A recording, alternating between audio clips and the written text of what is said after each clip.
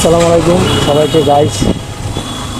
আজকে রাতের বেলা ভিডিও করতেছি। ভিডিও করার একটা বিশেষ কারণ আছে।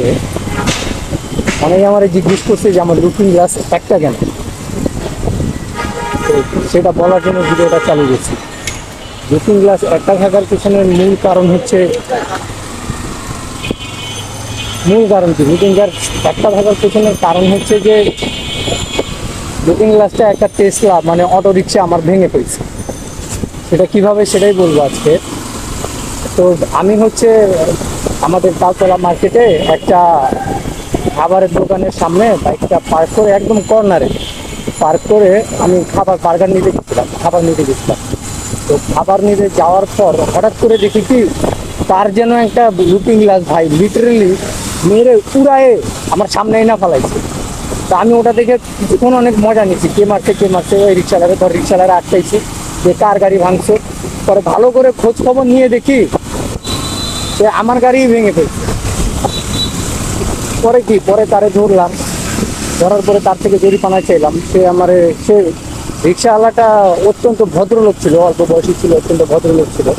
সে আমার বলতে দিনের বেলা একটা প্রাইভেট জব করে, মানে গাড়ি চালায়, প্রাইভেট কার চালায়। রাতের বেলা তার কিছু সমস্যা আছে, সেই সমস্যা মেটানোর জন্য সে অটো রিক্সা চালায়। তো অনেকক্ষণ বলার পর তারপর কিছু তো করা যায় না ভাই, এখন কি করবো আর, মারা ধরা তো যায় না। পরে আমি না করে দিচ্ছি যে ভাই আপনার তো কিছু লাগবে না, আপনি চলে যান। পরে ভদ্রলোক চলে গেছে, সামনে অনেক জ্যাম। পরে আবার ভিডিও চালু করবো।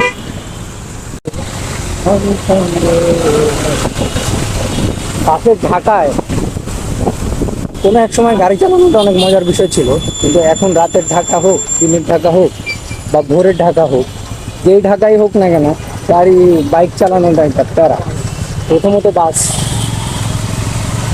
মেইন রোডে উঠলে বাস, সেকেন্ডলি অলিগলিতে হইলে ব্যাটারি রিক্সা, অটো রিক্সা, টেসলা যারা আছে তারা। ভিডিও চালু করলে কথা কিছু আসে না মুখে, কি বলবো আওলাই কিছু বলতে পারবো। ক্যামেরা বন্ধ করলে ইনসিডেন্ট বেশি ঘটে, মানে কন্টেন্টের মধ্যে ইনসিডেন্ট ক্যামেরা বন্ধ করলে বেশি ঘটে। ক্যামেরা চালু রাখলে বেশি একটা ঘটে না।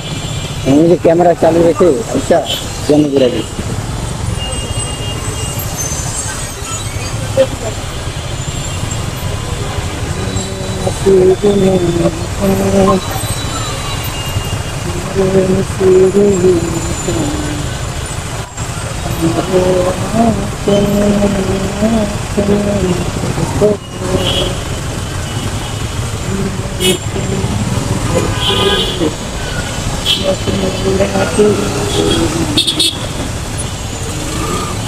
মাঝে মাঝে লাগে কথা মারলেই ভালো লাগে।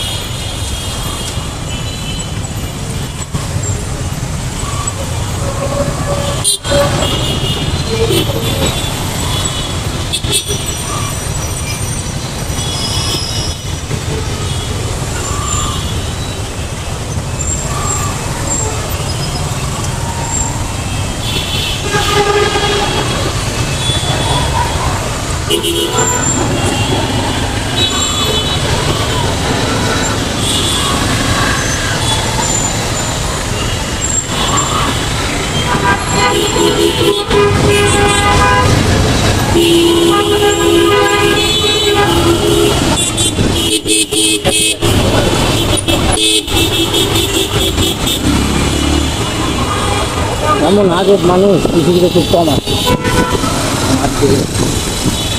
বাইকের সামনে এসে সে হাড়ে উঠে ফেলতেছে, সেই যাবে সেই যাবে।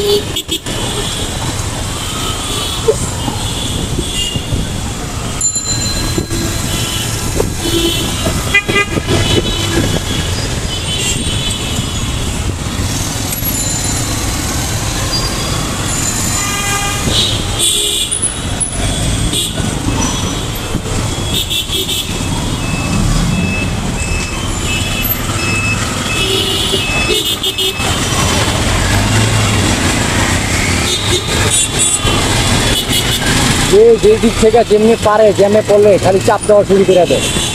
যে যেদিকে থেকে পারে, চাপাচাপি হইলো মেন কাজ।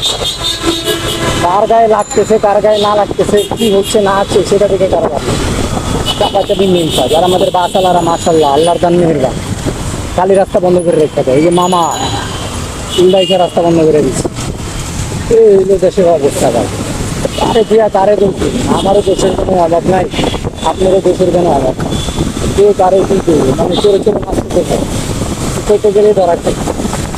এইটা যদি কই ভাই উল্টা আইতেন না, তো কয় ভাই আপনি উল্টা যান না, এই হইলো অবস্থা। মানে আমি উল্টা যাই দিতে সে উল্টা যেতে, সে আমার চিনেও না, বাট সে জানে আমি উল্টা যাই।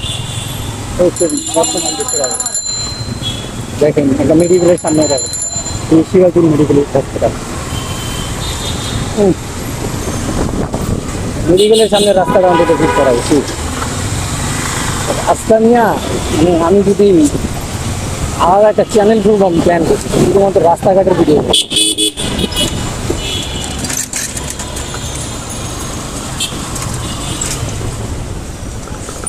আপনারা যদি কেউ থাকেন মেকানিক বা গাড়ির ব্যাপারে নলেজ আছে, এখন কেউ যদি থাকে তারা আমার কাগজপত্র চেক করে আমার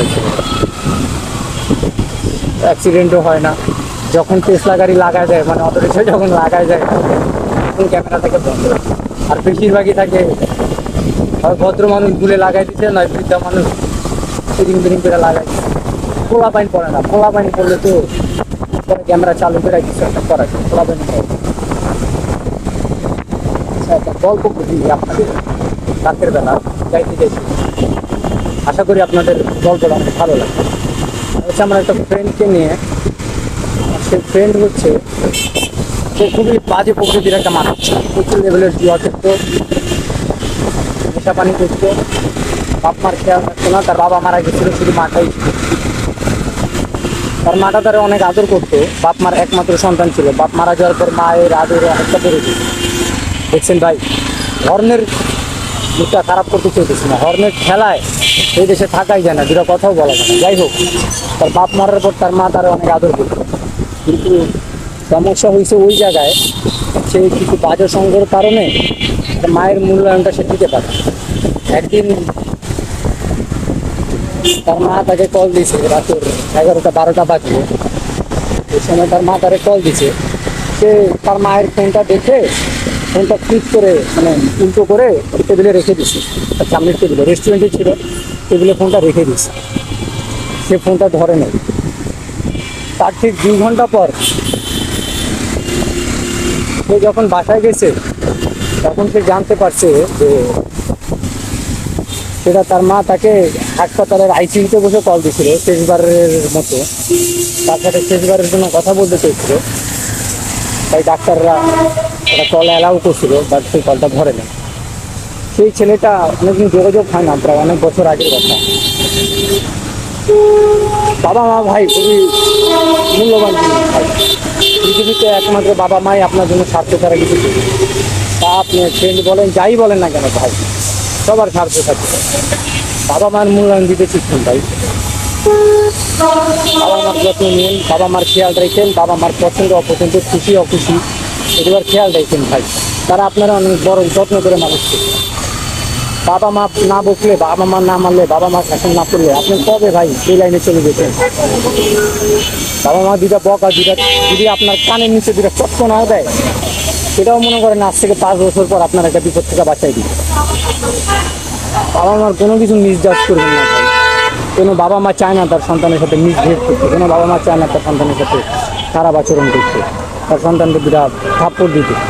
তারা যখন দেয়, তারা যখন বকে, তার পিছনে আপনি ওই মোমেন্টে হয়তো বুঝবেন না তারা কেন আপনার সাথে একটা ছোটো একটা ব্যাপার নিয়ে এমন করি, কিন্তু পরে আপনি হয়তো বুঝবেন যে আমার বাপ ওই দিন আমার সাথে এরকম করছিল বলেই আজকে আমি বিপদটা থেকে বেঁচে গেছি।